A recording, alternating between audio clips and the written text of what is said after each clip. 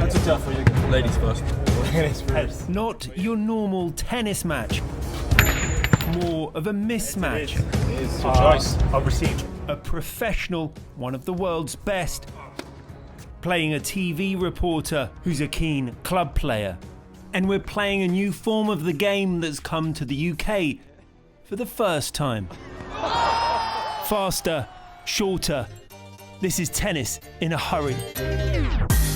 It's called UTS, which stands for Ultimate Tennis Showdown. Some tennis matches can last several hours, but with this scoring format, it's one and done in under 60 minutes. And ITV News London has been invited to play. Our opponent, Jack Draper, London's top ATP player, who even took a set off Novak Djokovic at Wimbledon. Standing in his way, an amateur player whose most memorable tennis moment was winning the Richmond Park's local league. Against all the odds, 1-0. I win the first point. There's no second serve in UTS tennis. What attracts you to that particular format? When you think about tennis, you think of Wimbledon and everyone's got to stand still, everyone's got to be quiet. I think the UTS brings a lot of energy, and I think it's nice to be able to show this kind of tennis in London, especially where it's kind of, I don't know, very, very loud and very, very different form of tennis. Back on court, another fault from Jack. 2-0, the reporter. And I'm 2-love up. Do you think tennis needs to attract its audience to a younger generation, and that the longer format is maybe not catching on so much?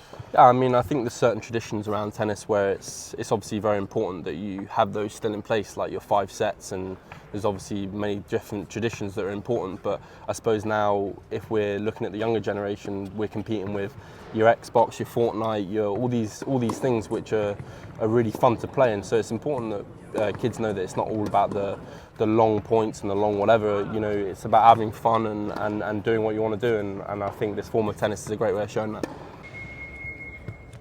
I put up a fight, but it's not long until Jack's professional power starts shining. Camera's in the way. This was a challenging year for Jack, injured until after Wimbledon. And then from there, my year sort of changed. I got really fit, I got myself back motivated and happy, and even though it was tough, I had to kind of claw my way back, and I think I'm really proud of the way I ended this year, making the 4th round of the US Open and making my first ATP Tour final.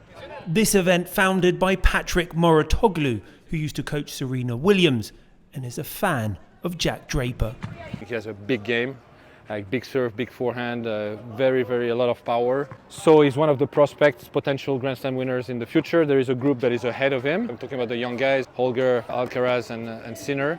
Those 3 guys have made better results for the moment, but it's not a race. Not everyone goes at the same speed. I think him and Ben Shelton might surprise in the future and be really in the top guys and potential Grand Slam winners. I think he has everything for that. As for the UTS battle, Jack won it. What's your hopes for 2024?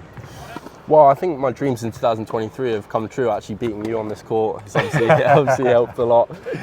But you know, my goal in 2024 is to 1, stay injury free, 2, to keep on improving, and I hope by the end of the year I can be a top 20 player if all that comes together.